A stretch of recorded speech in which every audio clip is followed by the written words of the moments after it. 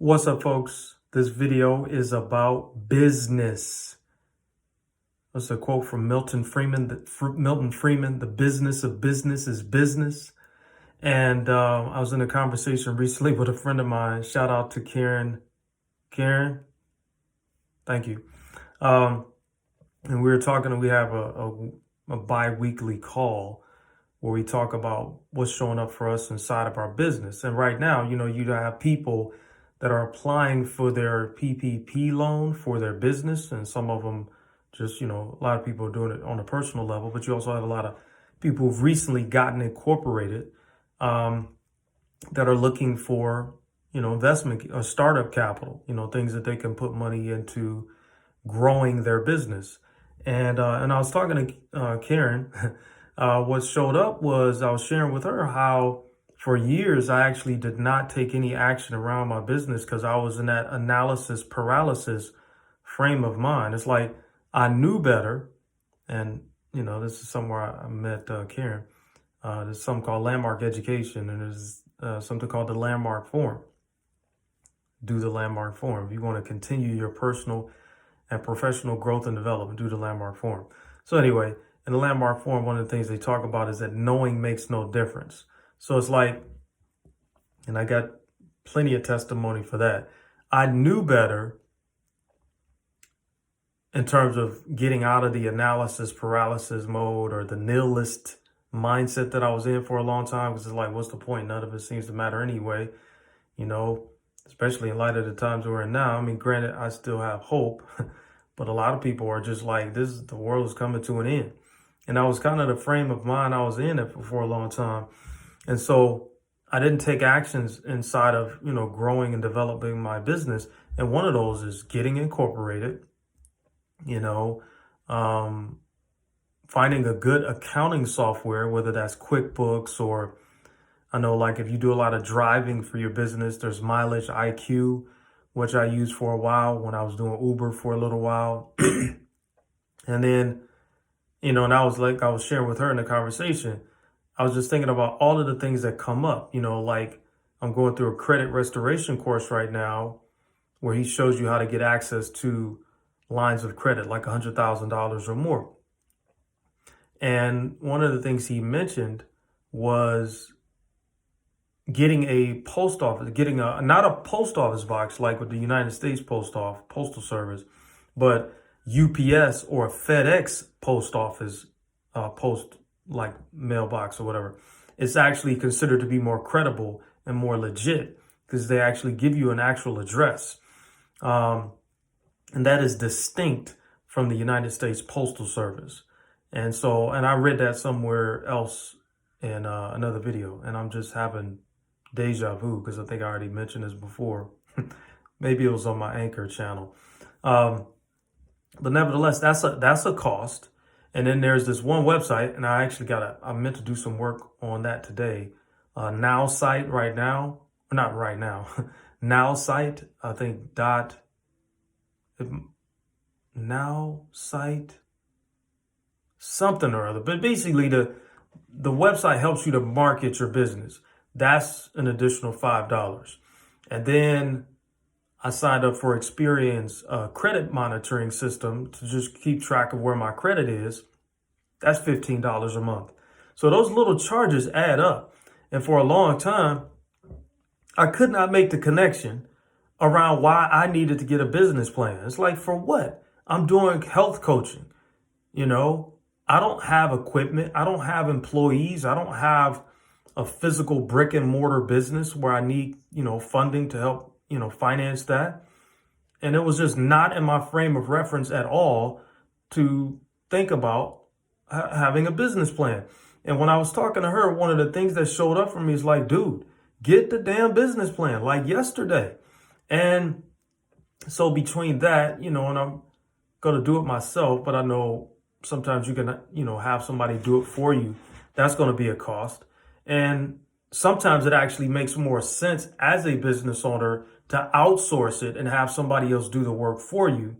I don't know that Fiverr does business plans, but the point is, as I was listening to this show that I tune into every Monday through Friday, the Daily Huddle, You might be able to find it. I don't have their information.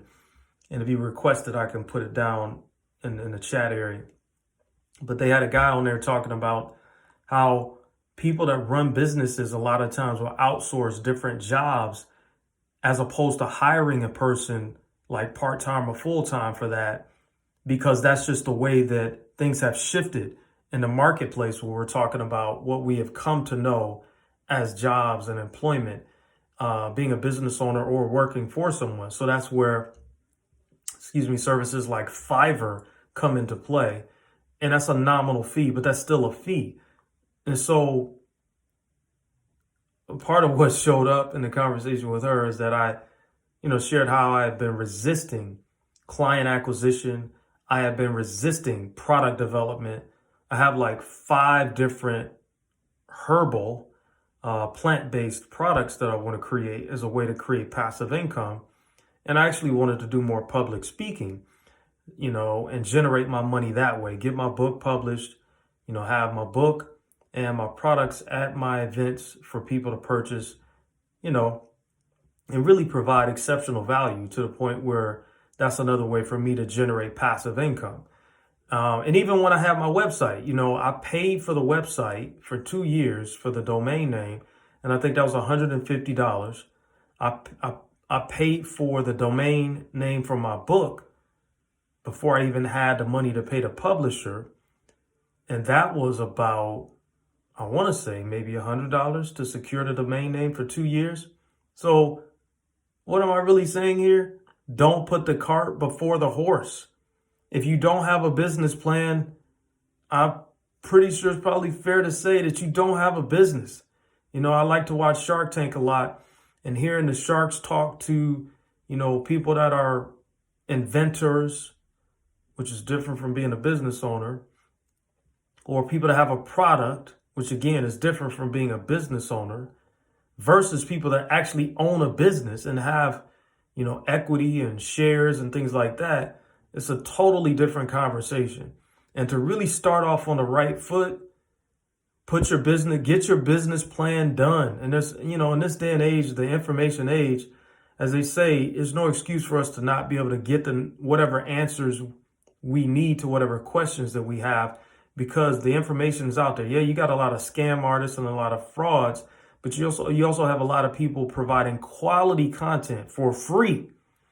And then, then there's the other part of the ongoing education of being a business owner and people wanting to sell you courses, or like with network marketing, there's a startup cost, whether it's 100, 200, 400, 500.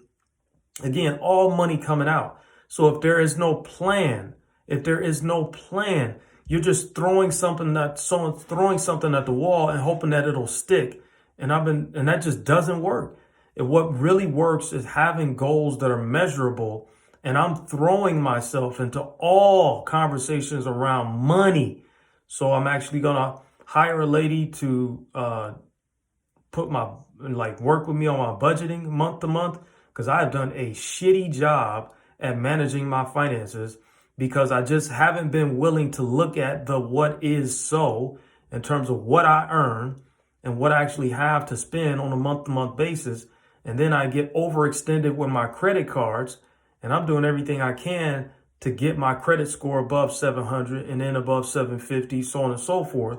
And that all comes from being responsible and knowing what I have, coming in, which I basically do on a month-to-month basis. And I do make out my budget for the bi-weekly check right now, since I still work for somebody, and I still haven't been effective. I've still been just overspending and then not just being responsible for the money I'm spending on food, and those costs add up big time. So I'm telling you, folks, get on the ball with your finances, and that's one of the things. And so there's the budgeting thing. I have a friend, a young lady I met recently that's an accountant, who I was actually reaching out to see if she could do the PPP loan for me, an application which I'm not eligible for because I just got incorporated last year.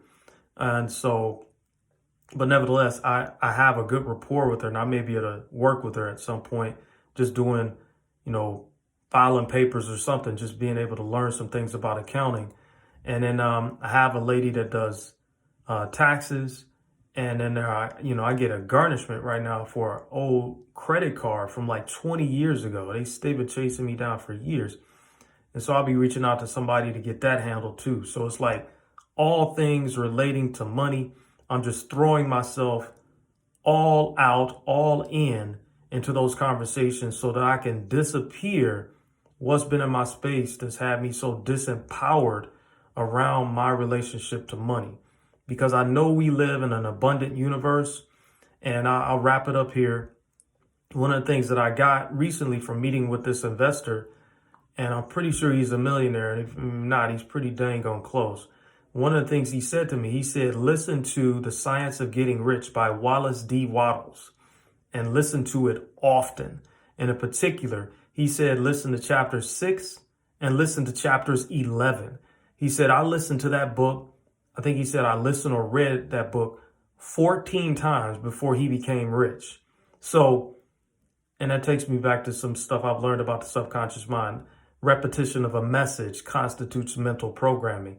So that's why, if you're constantly watching television and your spirit is vexed because of all of the toxic negative news that they're promoting, especially in this day and age, it stands to reason that to read a book or to focus more on what you want for yourself in your life is going to actually have you feel better about yourself and the direction that your life is going in. So what he was saying about the repetition when it comes to reading or listening to the audiobook version of The Science of Getting Rich by Wallace D. Wattles really landed.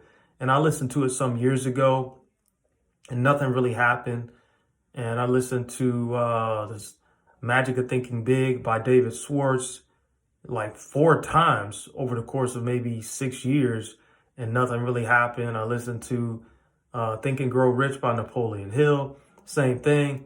And now it's like I feel like a shift has occurred to where besides that, and the one thing that Tony Robbins said years ago, I was listening to one of his speeches, and he was talking about taking massive action. And that's what I just got present to recently in these last few days. I'm like, dude, as much as I love you, as much as you love that job, getting paid twice a month ain't going to do it. Not for, the goals and the aspirations that I have for myself and my life. So that being said, check out some of the quality business and economics people on YouTube like George Gammon, Robert Kiyosaki, Patrick Bet-David. There's also, Danielle, I forget her last name, but she does Stansberry Research. And then there's Kitco, Kitco, where they talk a lot about the markets and gold and silver. Patrick Bet-David just talked about writing a business plan and the importance of that. It was huge. So whatever you're doing, folks, get into this conversation about entrepreneurship, or as my man Brother Polite would say, being an industrialist, and really up your game, and know that it is possible. No matter what's going on in the world, we are co-creators with the Creator, and we can still create our heaven on earth in the midst of hell going on around us. It's all in who we choose to be moment by moment by moment. So stand in your power and take on getting powerfully related to what's going on with your finances. And if you've been delusional about your finances, like I have been for so long, just start taking those actions, start taking those steps to disappear all of that stuff that doesn't work, so you can really start to have your life just be a powerful manifestation of everything that you want for yourself. So take care of yourselves, folks. Be well, live long and prosper, and get money and invest it wisely. Peace.